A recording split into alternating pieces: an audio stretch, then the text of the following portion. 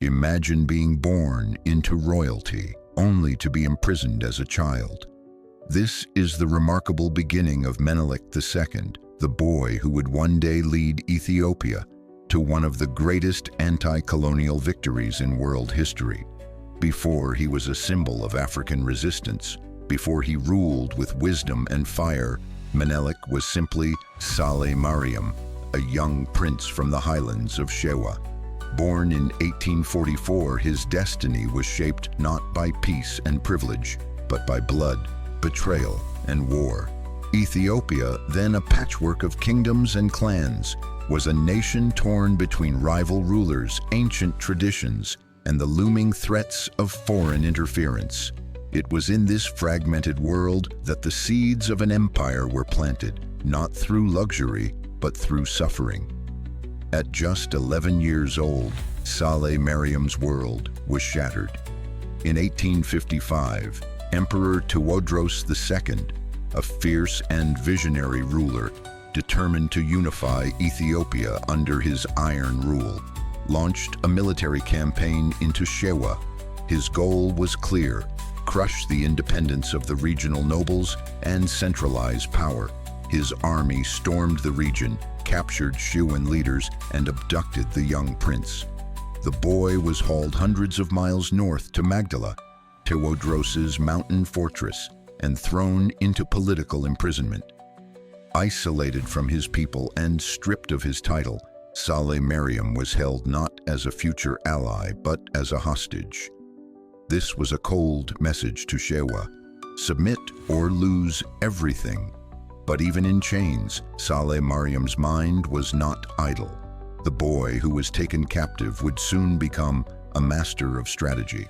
Forged in silence and sharpened by observation, Magdala was no ordinary prison. Carved into the cliffs and accessible only by narrow paths, it was a fortress designed to intimidate.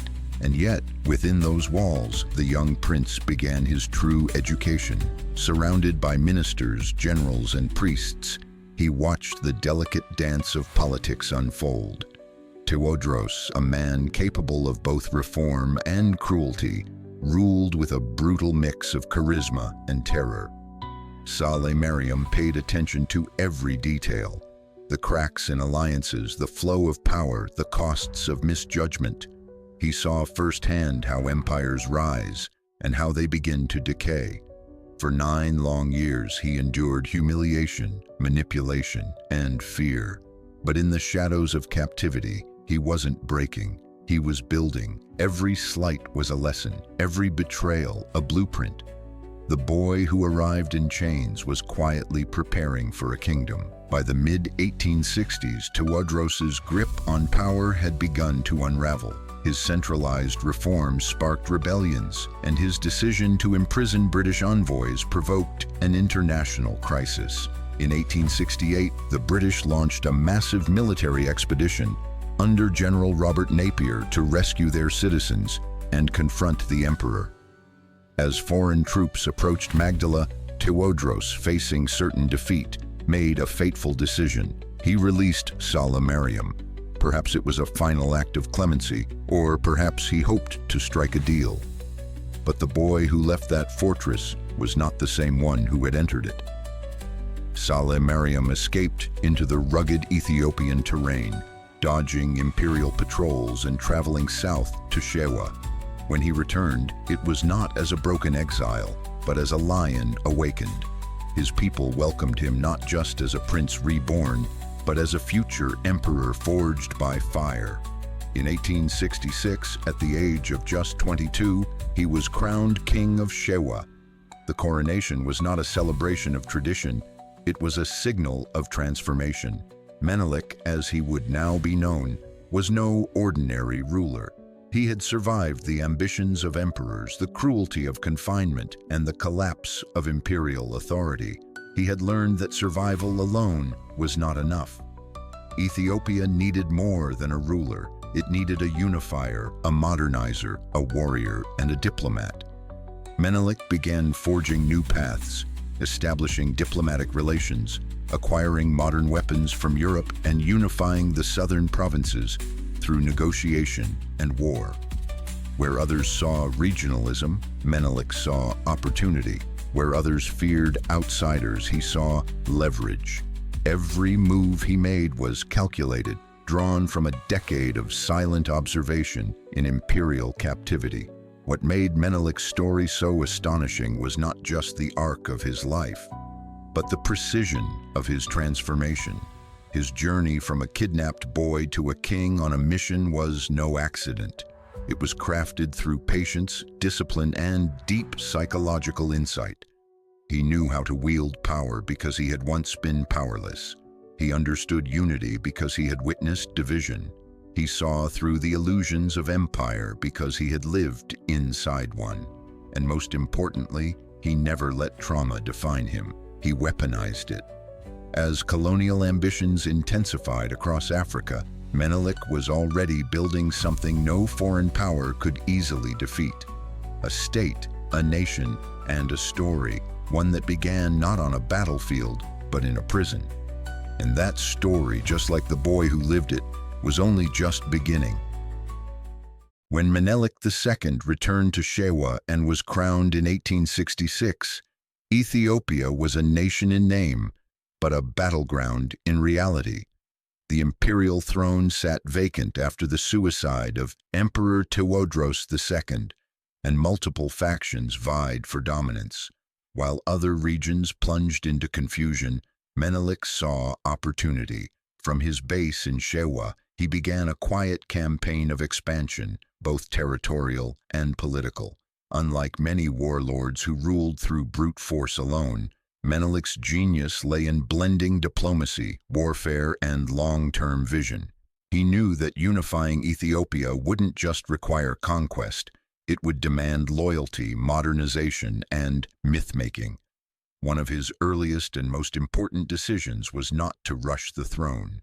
Though many urged him to claim the imperial title immediately after Tewodros's death, Menelik waited. Instead, he recognized the rule of Johannes IV, a strong and devout Christian from Tigray who had military control of the north. Menelik pledged allegiance, publicly at least, and began building his own kingdom behind the scenes. It was a strategic move. By avoiding direct conflict with Johannes, he bought himself time to expand his borders southward, to amass wealth, to modernize his forces. He understood that the throne would come, but only when he could claim it uncontested. While Johannes waged wars in the north against Egypt, Sudanese Mahdists, and internal rebellions, Menelik expanded Shewa southward and eastward, incorporating regions like Arsi, Harar, and the Oromo territories. His military campaigns were swift and often brutal, but they were followed by efforts to integrate these regions through infrastructure, trade, and intermarriage. He presented himself not as a conqueror, but as a restorer of Ethiopian greatness. In truth, he was doing something far more radical, creating a multi-ethnic empire bound not by ancient feudal lines, but by shared sovereignty under a modernizing monarch. By the late 1870s, Menelik had become more than a regional king. He was a shadow emperor. His court in Ankober buzzed with emissaries, traders, military officers, and European advisors. He welcomed French, Russian, and Italian agents, not out of trust, but to gather intelligence, play them off each other, and acquire the tools he needed to fortify his kingdom. Menelik's Shewa was becoming a state within a state, modernizing schools, opening trade routes, importing weapons, and laying the groundwork for national unity. Unlike many African leaders of the era, he wasn't reacting to colonialism, he was preparing for it. In 1889, his moment came.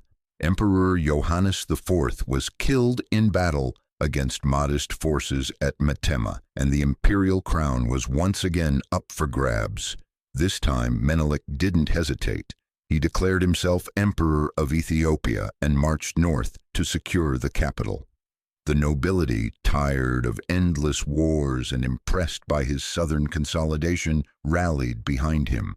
The church blessed his coronation. The people, weary of division, saw hope in a leader who combined tradition with vision. Menelik II was now no longer a regional power broker. He was the emperor of a nation still being born. What followed was nothing short of revolutionary. In less than a decade, Menelik would redraw Ethiopia's borders, bring electricity and telegram lines to Addis Ababa, and create the first standing modern army in the Horn of Africa. But before he could build his empire of the future, he would have to defend it against one of the most cunning and determined imperial invaders of the 19th century, Italy. And as the storm of colonial ambition gathered over the highlands, Menelik prepared to make his boldest stand yet. Menelik II's vision wasn't just to wear the crown, it was to reforge the very concept of Ethiopia. For centuries, the empire had been more myth than state, fragmented, feudal, and often defined by regional loyalty rather than national identity. Menelik understood that for Ethiopia to survive in a world rapidly being carved up by European powers, it couldn't remain a loose collection of provinces. It had to become a modern, centralized, and unified nation. This wasn't just a political goal, it was a survival strategy. He began with territory. Through a mix of military conquest, strategic alliances, and careful diplomacy, Menelik expanded Ethiopia's borders further than any ruler before him. He annexed Harar to the east, opening a vital trade gateway to the Red Sea and Indian Ocean. To the south and west, he absorbed vast Oromo and Sidama lands. These expansions not only increased Ethiopia's resources and manpower, but also symbolized something deeper. A new Ethiopia was emerging, diverse, multi-ethnic, and vast. This wasn't a return to the past. It was the creation of a new imperial identity that included people who had long been outside the traditional Christian highland core. But Menelik knew that land alone did not make a nation. He turned to modernization, not as mimicry of Europe, but as a way to consolidate sovereignty. He invited European engineers, doctors, and advisors to help build infrastructure. Roads were cut through mountains.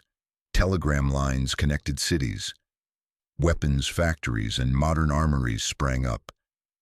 In 1886, Menelik founded Addis Ababa, a new capital that symbolized Ethiopia's future, rooted in the center of the empire, geographically and symbolically. From this new seat of power, he could command the empire in every direction, bypassing old centers of regional resistance. Education and administration were next. Menelik established schools, encouraged the translation of European texts into Amharic, and reformed the tax and land systems. His court was filled with scholars and statesmen, some trained abroad, others molded by Ethiopia's unique traditions.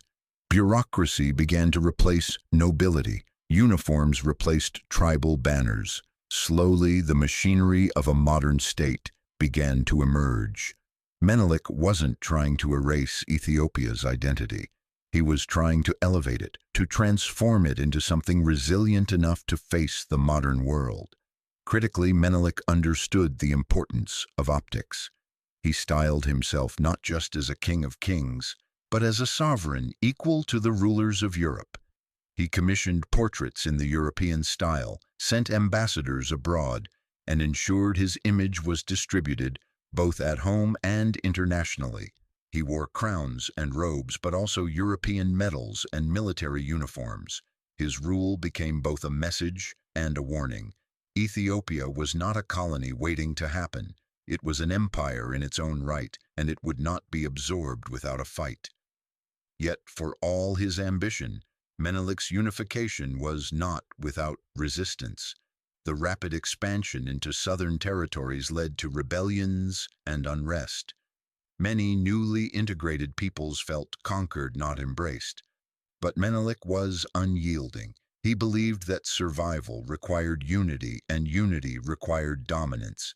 It was a harsh truth, and one he never flinched from. The empire was now forged, the capital established, the army trained. But lurking behind diplomacy and modernization was a brewing storm. Italy had signed a treaty. Italy wanted a colony, and Menelik was about to show the world that Ethiopia would not be taken. In 1889, the newly crowned Emperor Menelik II signed a treaty that would nearly cost Ethiopia its sovereignty. Known as the Treaty of Wuchale, it was supposed to formalize a friendship between Ethiopia and the Kingdom of Italy. On the surface, it appeared beneficial. Italy would recognize Menelik as emperor and promise support for Ethiopia's modernization efforts. In return, Menelik granted Italy certain commercial and diplomatic privileges in the northern region of Eritrea. To many observers, it was a shrewd political move, a way to gain international legitimacy while buying time to consolidate power. But buried in the fine print, a storm was brewing. The issue lay in one specific article, Article 17. In the Amharic version, it said that Menelik may conduct foreign affairs through Italy. But in the Italian version, it said that Menelik must. To Italy, this meant Ethiopia was agreeing to become its protectorate, a dependent colony in all but name. The Italians immediately informed European powers that they now held a colonial claim over Ethiopia. European newspapers printed maps marking Ethiopia as Italian territory. Italy's king congratulated himself. Diplomats began treating Menelik as if he were no longer sovereign. But Menelik hadn't surrendered his nation. He had been tricked. When word of Italy's deception reached Addis Ababa, Menelik was furious. He refused to ratify the Italian version of the treaty and sent letters to European powers, denouncing the false claim of protectorate status. He told them Ethiopia had signed a treaty of friendship, not submission. Italy, however, doubled down. Confident in their military strength and their position as a recognized colonial power, they prepared for war. To them, Ethiopia was a backward state, fragmented and unprepared. They had no idea what Menelik had been building or what they were about to face. Menelik, meanwhile, mobilized. He ripped up the treaty and declared Ethiopia fully independent. Then he went to work. Arms deals were struck with France and Russia. Tens of thousands of rifles, artillery pieces, and ammunition shipments poured into the highlands. He summoned provincial leaders and tribal chiefs from across the empire. In a rare show of unity, Christians, Muslims, Oromo, Amhara, Tigrayans, and Guraj answered the call. Menelik's empire, newly formed and still fragile, was now united by a common cause: defiance. What was supposed to be a quiet diplomatic maneuver had now exploded into a full-scale geopolitical crisis. Italy demanded Ethiopia accept its protectorate status. Menelik refused. Italy began moving troops into Eritrea, building up forces near the Ethiopian border. War was no longer a question, it was a certainty. But Menelik had no intention of playing defense. If Italy wanted to test Ethiopia's resolve, he would give them a response the world would never forget. The stage was now set. A mistranslation had become a provocation, a signature had become a spark, and an empire that Europe had written off was about to rise in defiance. The battle lines were drawn, not just between two nations, but between colonizer and sovereign, arrogance and preparation, illusion and reality. Menelik knew that the next battle would determine more than just borders. It would determine whether Ethiopia remained the last free empire in Africa or joined the growing list of colonies on the imperial map. The year was 1895, and Menelik II stood at the edge of history. Italy had declared war. Its troops were advancing through Eritrea, confident in their European weapons and imperial arrogance. But Menelik wasn't simply reacting. He had been preparing for this moment for years. He had watched how European powers swallowed African kingdoms one by one. And unlike so many of his counterparts, he had made sure Ethiopia would be ready. This would not be a fight for pride, it would be a war for survival. Menelik issued a nationwide call to arms. From the mountains of Tigray to the valleys of Oromo country, messengers rode out with a singular command: defend the motherland. The response was overwhelming. Nobles brought their private militias, peasants left their farms, clergy blessed the cause as holy. Even rival factions put aside generations of feuds to unite under the emperor's banner. By early 1896, Menelik had assembled a staggering force, estimated between 70,000 and 100,000 strong. It was not a professional army by European standards, but it was highly motivated, geographically adapted, and fiercely loyal. This wasn't just a matter of numbers. Menelik had spent years securing modern weaponry. With the help of France and Russia, both eager to frustrate Italian ambitions, he acquired thousands of rifles, machine guns, and cannons. He also established supply lines, stockpiled food and ammunition, and mapped out strategic terrain. His wife, Empress Tetu, played a critical role, commanding her own forces and acting as Menelik's closest advisor. She was not a ceremonial figure, she was a war leader, beloved by the troops and feared by enemies.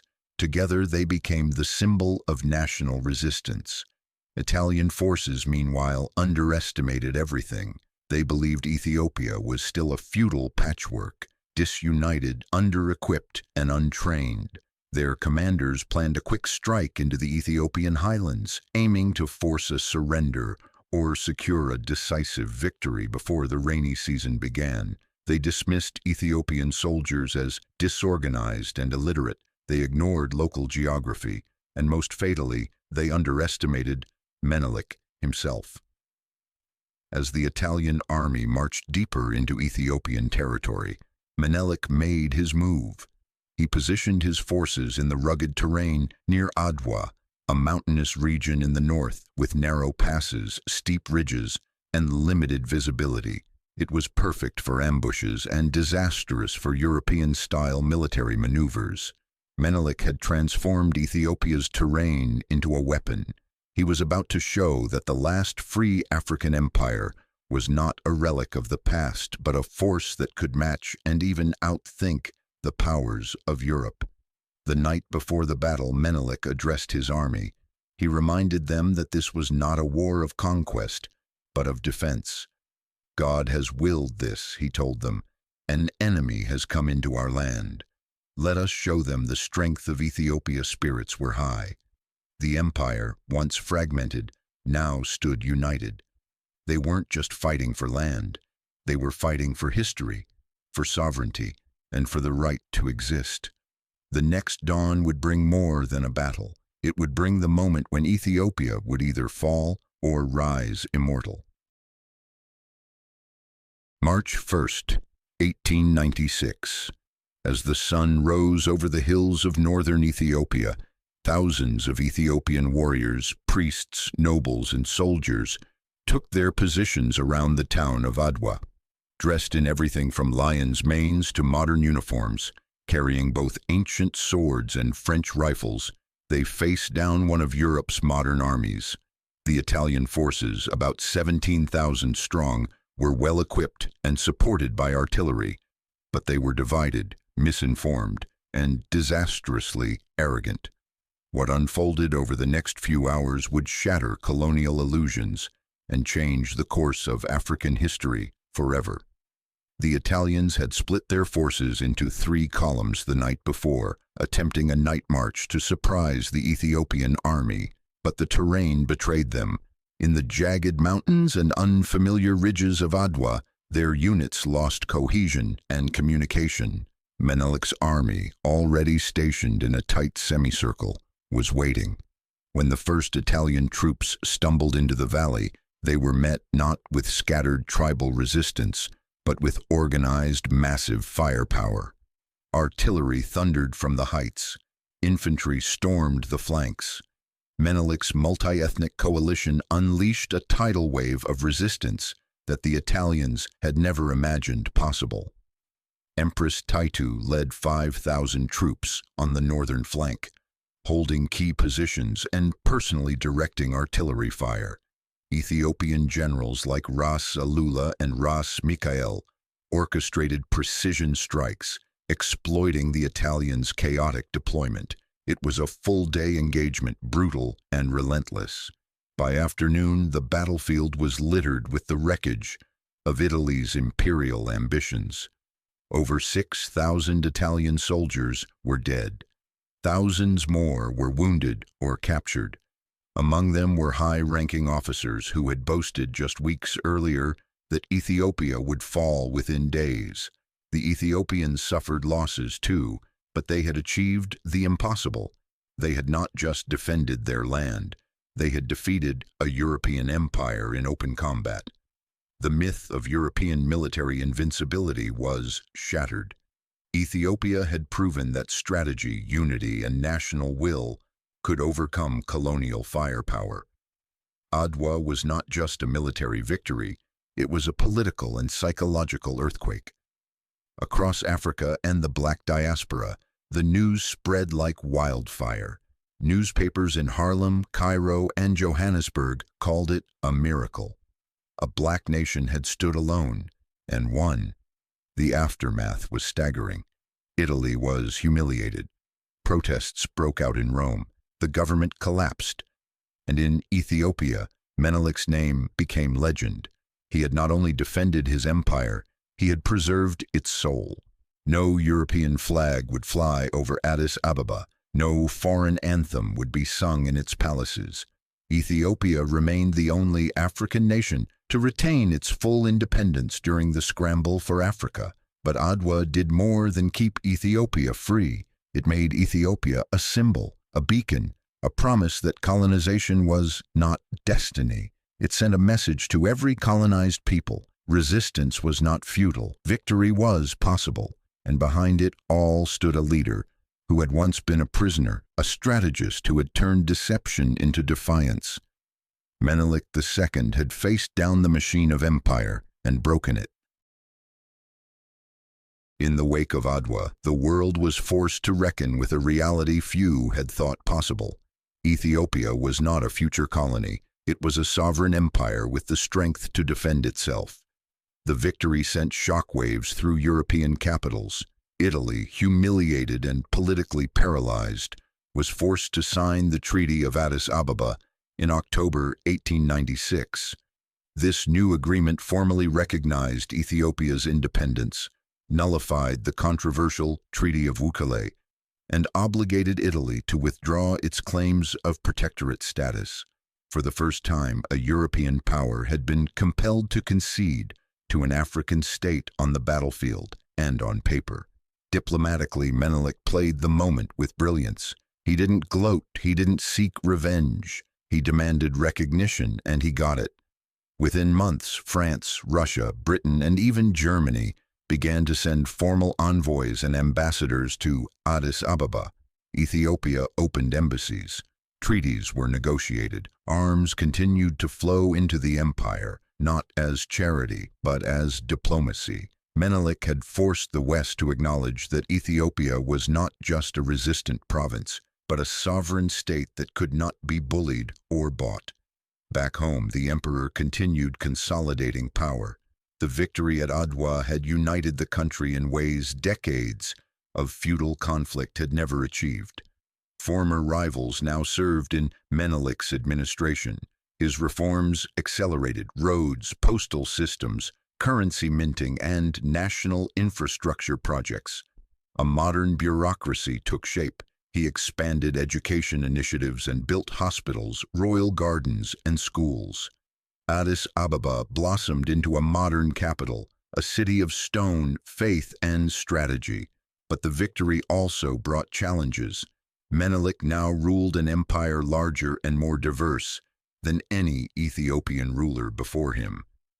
Ethnic tensions simmered.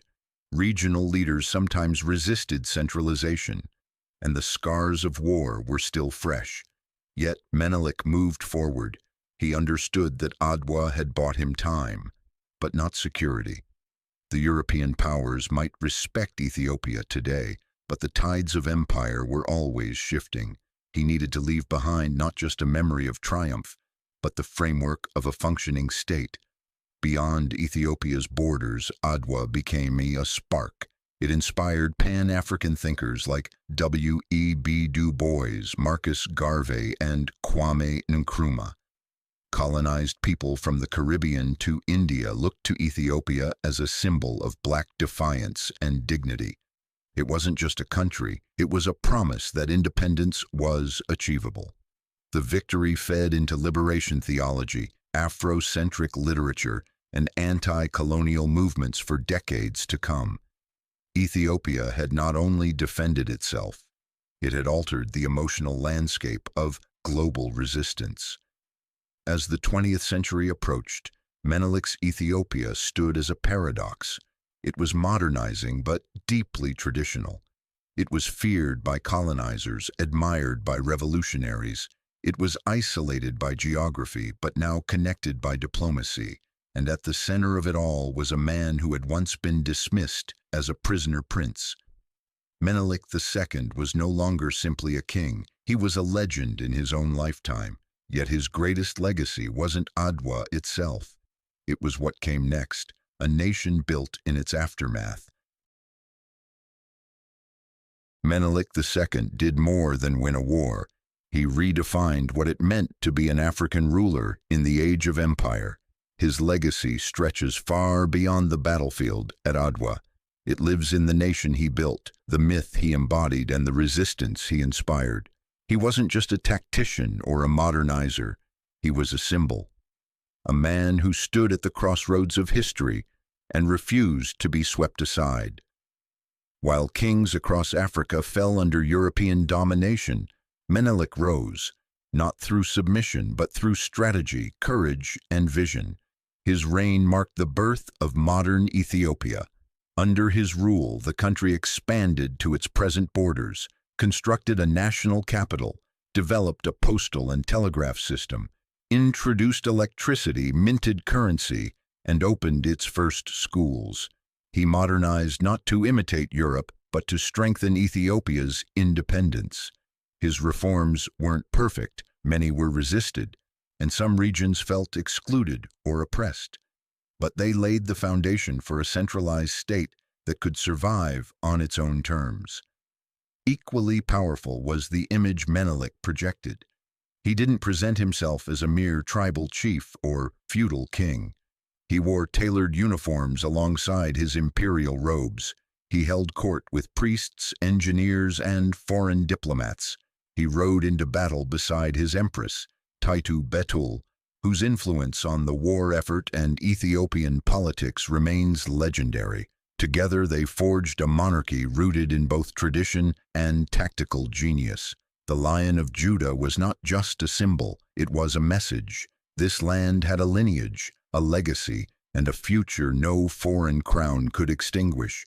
Menelik's legacy was also global. His victory at Adwa reverberated through Harlem, Kingston, Accra, and beyond. For African Americans facing segregation, for West Indians resisting colonial rule, for Africans under direct European control, Ethiopia became more than a country. It became a spiritual homeland. Rastafarianism, born in the Caribbean, would later deify Ethiopia's emperors. Writers and activists invoked Adwa as proof that black sovereignty was not fantasy but history. Ethiopia became the heartbeat of Pan-African identity, and Menelik its living proof. Yet his later years were marked by both triumph and decline.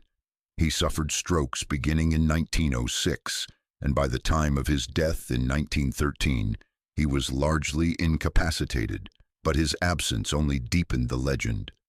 In memory, Menelik remained frozen in the moment of Adwa, defiant, decisive, victorious.